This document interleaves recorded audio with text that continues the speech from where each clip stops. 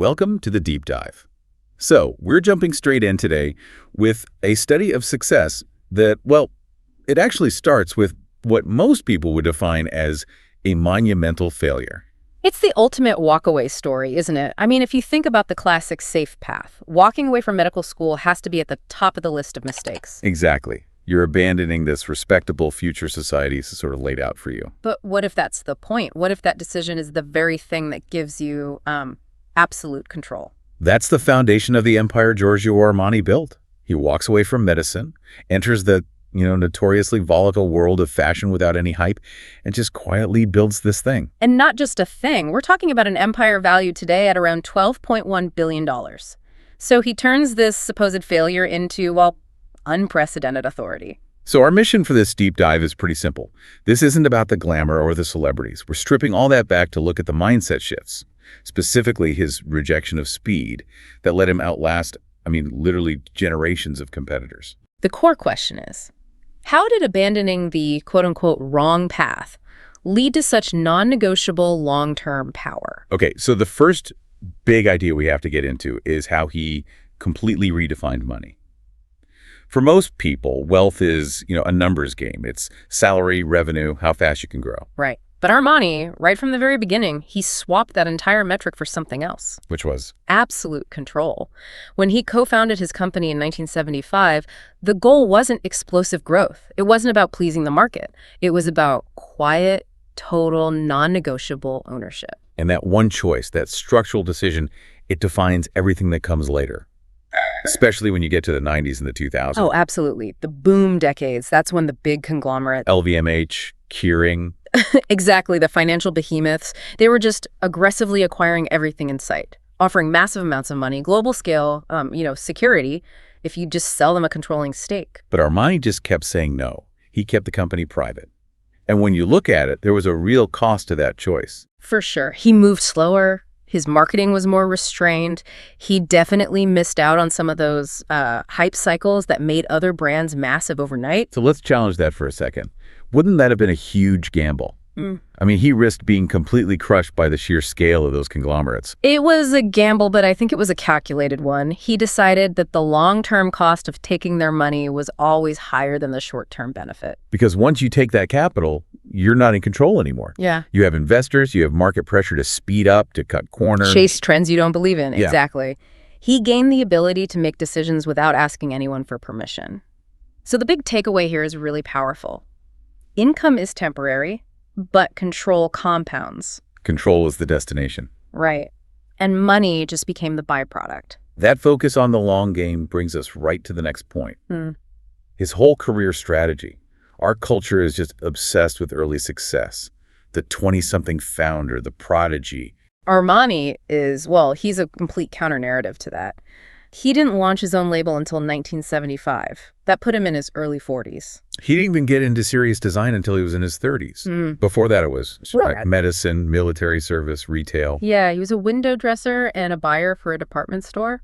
To an outsider, it looks like he's just drifting, procrastinating. But that timing was actually his greatest advantage. He wasn't some trend-driven prodigy. He was a mature observer of people. That's the absolute key. All those years studying anatomy in medical school, observing people in the military, watching how men actually shopped for and wore clothes, it gave him this deep observational skill. He wasn't looking at fashion magazines. He was looking at real life. He was learning how men lived and where their clothes were failing them. And that perspective, that quiet observation, it led directly to his most revolutionary idea. The unstructured jacket. In the late 70s, yes, it was a direct challenge to the definition of masculine power at the time. Suits were rigid, they were heavy, padded, basically a costume to make you look powerful. And Armani just took all the stuffing out. He took it all out, the heavy linings, the shoulder pads. He created this soft, light suit that draped over the body instead of containing it. It was about a different kind of power. A power that comes from within, not from the clothes. Exactly. And then, in 1980, you get the movie American Gigolo. Richard Gere in those suits. And suddenly, that became the new definition of masculine authority for the next decade. So the mindset shift here, for you listening, is that a career isn't a sprint for visibility. It's a structure for longevity. Starting late let him refine his ideas quietly instead of experimenting loudly. He was competing on relevance over time, not on speed or shock. And to commit to that kind of long-term plan, you need incredible discipline, which is our next theme. The fashion industry runs on chaos, on noise. Armani chose the exact opposite rhythm. His whole empire is built on quiet consistency, and that is so much harder to maintain than, just bursts of brilliance. What does that look like day to day? It's extreme routine. We're talking working daily, strict hours, and staying deeply personally involved in the creative process. Even now, into his 90s, he's not a figurehead.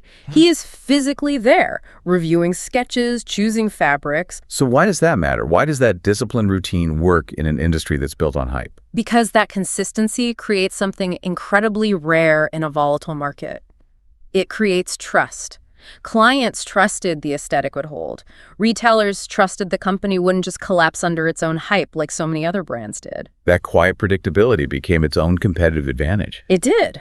And we saw the payoff just recently. Around 2023, 2024, suddenly everyone was talking about quiet luxury. Right. People were getting tired of loud logos and just maximalism. And when that shift happened, Armani didn't have to adapt to a new trend. He was just rediscovered. He was the original architect of the whole aesthetic. So while everyone else was scrambling to figure out how to be subtle, he'd been doing it for 40 years. It's a really powerful idea. Consistency eventually compounds louder than attention. He just let relevance come back to him on his terms. that idea of quiet power flows right into our next concept. His philosophy of subtraction. That's right.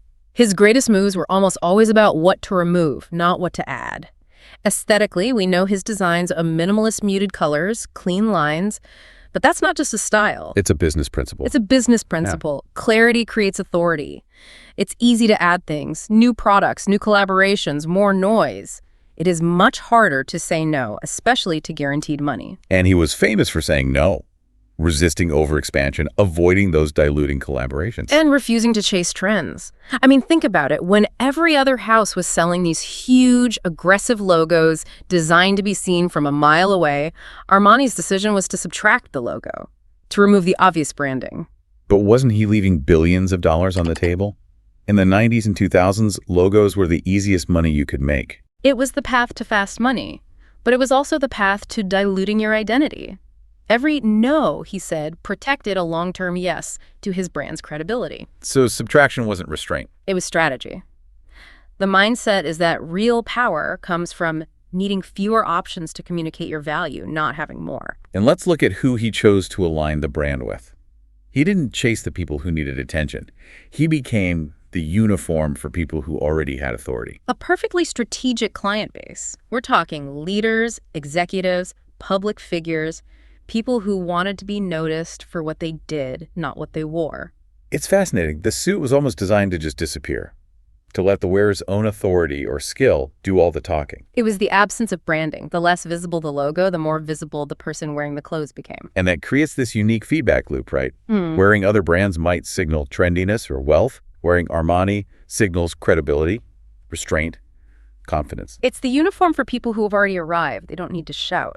But doesn't that risk making the brand kind of invisible now? In our social media age where loud and fast wins. I think it's the opposite. In an age that is so saturated with noise that deliberate quietness becomes a marker of real distinction. It signals you don't need to perform for the camera. True influence is recognized and not announced. Precisely.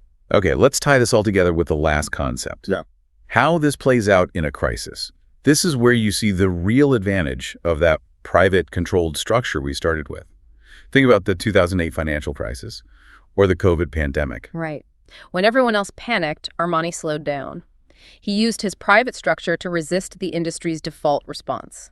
In early 2020, he was one of the very first to publicly criticize the fashion industry's addiction to speed and excess. He canceled his live runway shows immediately. He did. It was a huge statement. He basically said, I do not want to work indecently in the frenzy of fashion. His core value of clarity was being threatened by the industry's speed. And this is where that absolute control becomes so critical. He was privately held. He could make those painful, necessary decisions without shareholder pressure screaming for short-term fixes or a rushed sale.